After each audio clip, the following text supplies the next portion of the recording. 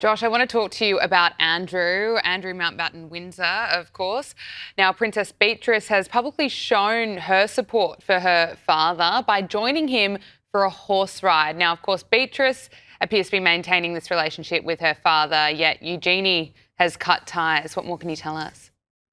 Yeah, so Princess Beatrice was seen in Windsor, spotted on a horse ride with Prince Andrew, as you said. They were spotted outside for around 45 minutes. Prince Andrew looking rather downcast as Beatrice was accompanied by her 4-year-old daughter Sienna and walking alongside a groom. That's according to the Mail that Prince Andrew Andrew Mountbatten Windsor looked downcast. They were wandering the grounds of Windsor Castle. It was also reported that Beatrice visited her father at his soon-to-be former home, Royal Lodge, before he moves over to Marsh Farm on the Sandringham estate. Beatrice, it's been reported, has taken a more nuanced approach than her sister, who was seen to have according to the Mail, who had the exclusive on this. Eugenie took a rather, quote, dim view of some of her father's activities and his refusal to properly apologize to any of the victims of Jeffrey Epstein. Now, of course, Princess Eugenie works for the anti-slavery collective as well to help counter sex trafficking. So this is a cause that is very dear to her heart. So it's obvious. So you can see why she's taking this rather hardline approach with her father. We also know, of course, that Princess Beatrice was involved behind the scenes in the negotiations with the team from BBC Newsnight, most noticeably Newsnight interviews producer Sam McAllister, who was previously speaking to the palace in those months. Andrew Mountbatten Windsor did bring Princess Beatrice along to one of those meetings when Emily Maitlis was brought in to speak with Amanda Thirsk and to speak with the team with that last-ditch attempt to pitch that interview. So we know Princess Beatrice has been slightly more involved with Andrew, taking that more nuanced approach, whereas Princess Eugenie, it's been reported, cut off along the lines. The comparison was made between Brooklyn Beckham. Well, let's talk about Brooklyn Beckham. There's been an update. David and Victoria Beckham have appeared together publicly for the first time since Brooklyn Beckham launched that blistering attack against his parents. So Victoria and David, they stepped out as Victoria received one of France's most prestigious cultural honours in Paris, Josh. Yes, that's absolutely right. And I think what can be said about this is and people are saying online, this is a message to the royal family. This is how you do it, because it wasn't just David and Victoria. They were surrounded by the rest of the family. So Romeo and Cruz, their 2 other sons with their partners were there alongside their 14-year-old daughter, Harper Beckham, as well, which, by the way, she looked quite downcast at certain points because actually when they were seen in Paris walking out of the venue all together, the paparazzi, I've seen the footage online, the paparazzi were asking, where's Brooklyn? Where's Brooklyn? Why isn't he here? Which seems somewhat, I don't want to say nasty, but somewhat petty, the European press there. It's just a very sad situation. Brooklyn Beckham has gone absolutely nuclear with that blistering attack.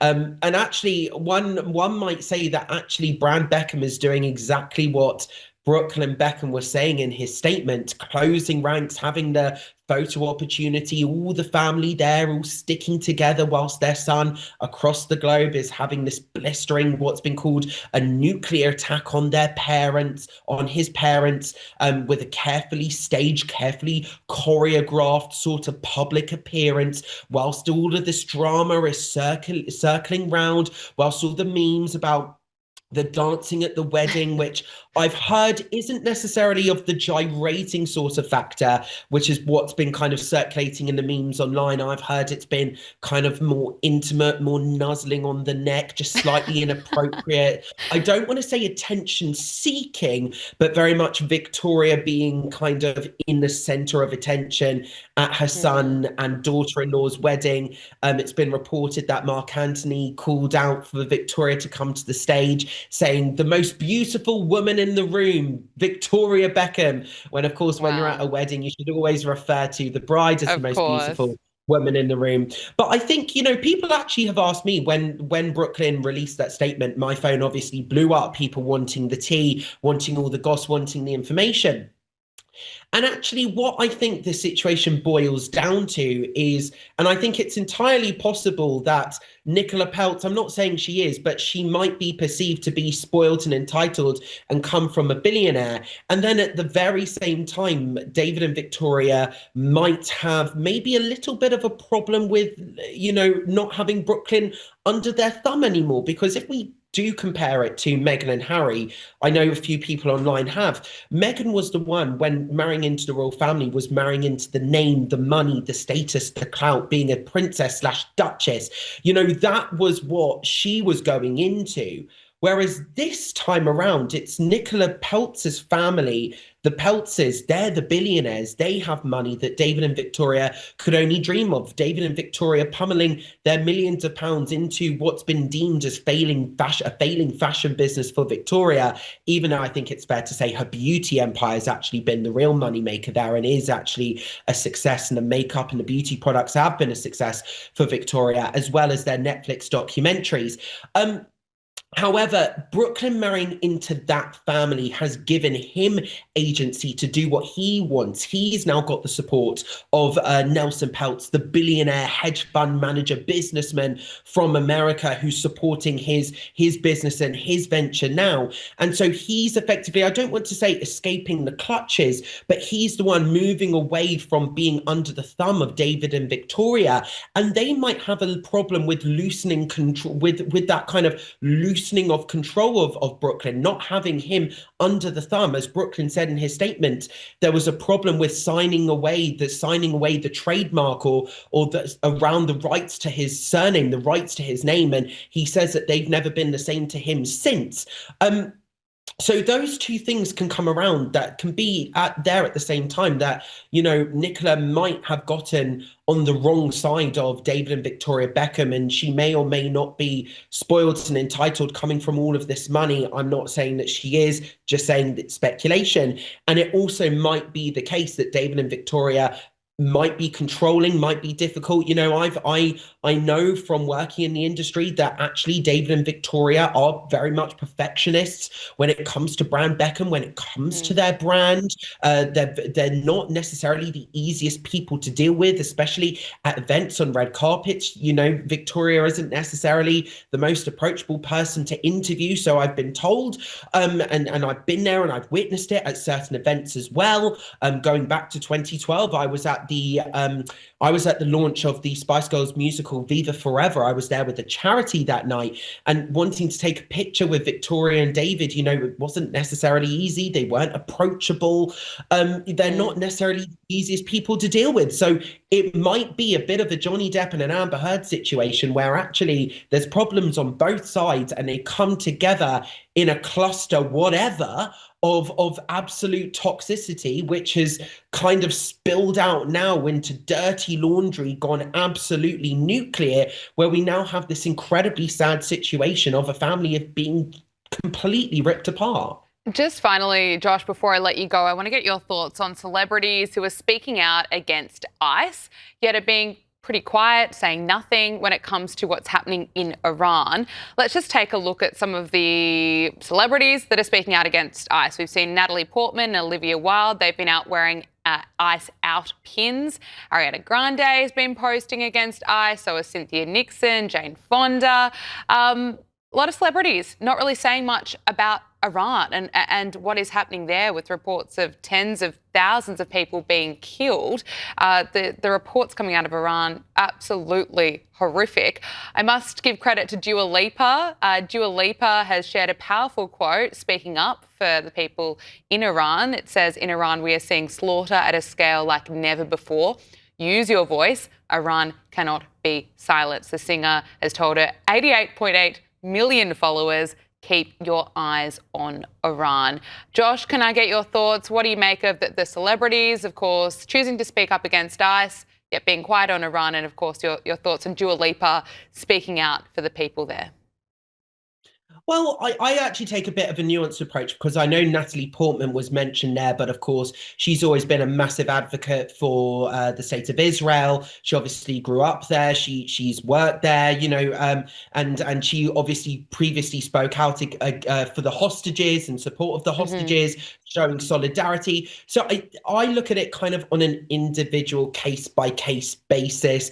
I think it's of course rather predictable. We know about celebrities in Hollywood leaning towards the left of the political agenda, supporting the Democrat Party. We know of people like George Clooney going to fundraisers for Obama and Biden and all of that sort of stuff. So people like Jane Fonda, who's been very big on climate and anti-gun, and has been politically active. Of course, she's going to speak against ICE because of course what has been going on in the United States when it comes to the shooting of some of these people has been absolutely tragic, and it should not have happened. Hmm.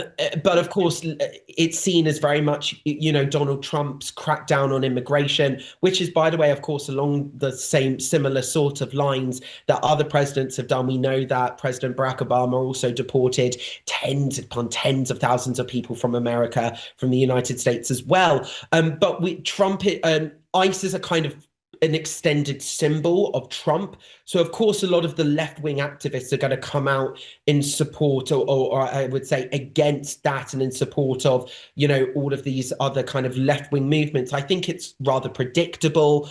And I think that's the thing when it comes to a case. I want to treat it on a case by case basis. Natalie Portman, of course, she's been a very outspoken advocate for the state of Israel and the hostages.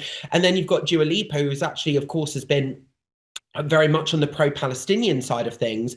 And now actually she's one of these people that is speaking out on Iran, because I think a lot of people are highlighting the hypocrisy of people within the pro-Palestinian movement. For example, people like Cynthia Nixon, who have been so outspoken in support of Gaza, but yet does not say a single thing about Iran. Well, in this case, actually, fair enough to Dua Lipa. She's putting her money where her mouth is, and she's going, well, I can actually say this is terrible and this is terrible all at the same time. So, I mean, listen, I would just say it's very predictable, the silence.